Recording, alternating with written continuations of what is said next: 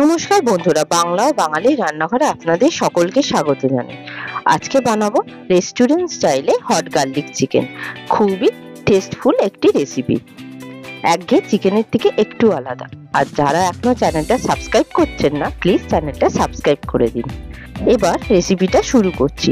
চিকেনটাকে ভালো করে ধুয়ে নিয়েছি, এর মধ্যে দিয়ে দিলাম নুন আর দিয়ে দেবো ভিনিগার। 2 চামচ ভিনিগার দিচ্ছি, আর দিলাম 2 চামচ সোয়া সস আর গোলমরিচ গুঁড়ো। গোলমরিচ গুঁড়ো কিন্তু আমি 2.5 চামচ দিয়েছি, আর আদা রসুনের পেস্টও 2.5 চামচ দিচ্ছি। দিয়ে ভালো করে সবগুলোকে মিশিয়ে নিচ্ছি। এবার দিলাম ওপর থেকে refined oil, 2 tablespoon refined oil, আর একটা ডিম দিয়েছি। আর দিলাম কর্নফ্লাওয়ার, দিয়ে সবগুলোকে ভালো করে চিকেনের সঙ্গে মাখিয়ে নেব। চিকেনে কোটিংটা কম থাকলে কর্নফ্লাওয়ারে চিকেনের টেস্ট কিন্তু আরো বেড়ে যাবে, তার জন্য আমি বেশি কর্নফ্লাওয়ার দিই। এবার চিকেনগুলোকে ভেজে নিচ্ছি রিফাইন্ড অয়েলের মধ্যে। তেলটা গরম হয়ে গেলে চিকেনগুলো দিয়ে উল্টে পাল্টে নেব। গ্যাসের ফ্লেম কিন্তু হাইতেই রেখেছি। খুব বেশি ডার্ক করে ভাজবো না, হালকা জাস্ট ভাজা হয়ে গেলে চিকেনগুলোকে তুলে নেব। এইভাবে প্রত্যেকটা চিকেনই আমি ভেজে নিচ্ছি। এখানে আমি 1 কিলো চিকেন নিয়েছি, হাড় সমেতই। আপনারা চাইলে বোনলেস চিকেনও ইউজ করতে পারেন। ওই প্রত্যেকটা চিকেনের পিসকে ভেজে নেব। এবার তেলটা কমিয়ে নিয়ে ওই তেলের মধ্যে দিয়ে দিলাম রসুন কুচি। এখানে আমি বেশি পরিমাণ রসুন কুচি দিচ্ছি, আর আদা কুচি দিলাম। রসুন কুচি দেওয়ার কারণ হলো, যেহেতু হট গার্লিক চিকেন, তাই জন্য রসুনের পরিমাণটা বেশি দিতে হবে। গ্যাসের ফ্লেম হাইতেই রেখেছি। একটু রসুন আদাটাকে নেড়ে নিচ্ছি।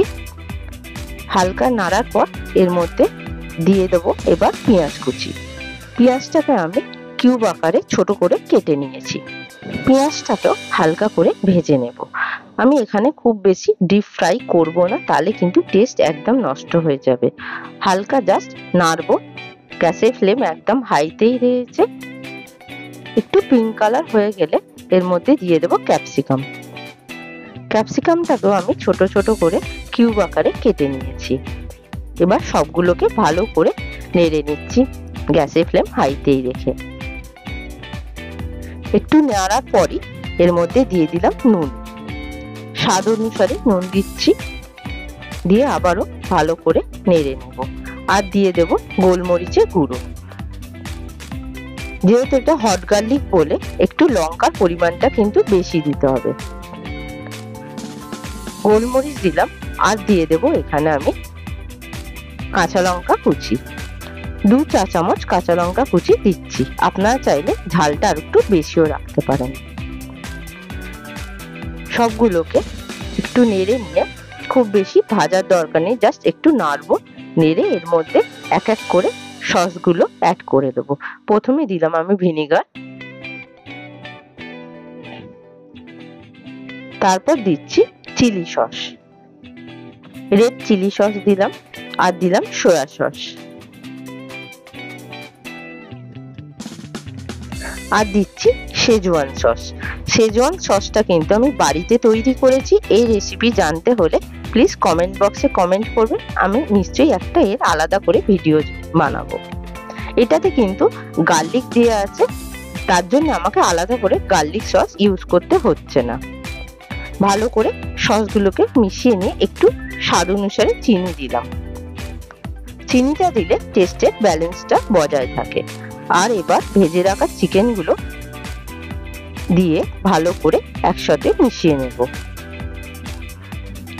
খুব বেশি সময় লাগে না, চিকেনটা ভাজতে জাস্ট একটু সময় লাগবে। গার্লিক গ্রেভিটা বানাতে বেশি সময় লাগে না, যেহেতু এটা চাইনিজ একটা রেসিপি, তার জন্য সবজিগুলোকে আগে থেকে কেটে রাখলেই সুবিধা। কারণ পরপর সবজিগুলোকে হাই ফ্লেমে যেহেতু নাড়তে হয়, পুড়ে যাওয়ার চান্স থাকে একটু টাইম বেশি হয়ে গেলে। তার জন্য আগে থেকে কেটে তাড়াতাড়ি দিয়ে দিলে সবজিগুলো খেতেও কিন্তু টেস্টি হয়, আর পুরো রেস্টুরেন্ট স্টাইলেরই লাগে খেতে। এবার এর মধ্যে অ্যাড করছি জল। জলটা অ্যাড করে একটু নেড়ে নেব। খুব বেশি জল দেওয়ার দরকার নেই। এখানে আমি 1.5 কাপ জল দিয়েছি। চিকেনটা যেহেতু অলরেডি ভাজা আছে বলে চিকেনটা কিন্তু খুব বেশি সেদ্ধ করার প্রয়োজন নেই। এবার এর মধ্যে একটু দিয়ে দেব গোলমরিচ গুঁড়ো, দিয়ে একটু ঝালটা কম লেগেছিল বলে গোলমরিচ দিয়ে 10 মিনিটের জন্য চাপা দিয়ে 5 থেকে 10 মিনিটের জন্য লো টু মিডিয়াম ফ্লেমে রেখে দেবো। 5 থেকে 10 মিনিট পর ঢাকনাটা খুলে চিকেনটার ওপর এবার আমি একটু কর্নফ্লাওয়ার গুলে দিয়ে দিলাম, তাতে গ্রেভিটা একটু থিকনেস এসে যাবে আর দেখতেও পুরো রেস্টুরেন্টের মতো হবে। এবার ভালো করে নেড়ে নিচ্ছি। হট গার্লিক চিকেন কিন্তু পুরো রেডি। ওপর থেকে ছড়িয়ে দিলাম সাদা তিল, দিয়ে ভালো করে নেড়ে নিলাম। ব্যাস, আজকে রেস্টুরেন্ট স্টাইলে কিন্তু হট গার্লিক চিকেন একদম রেডি।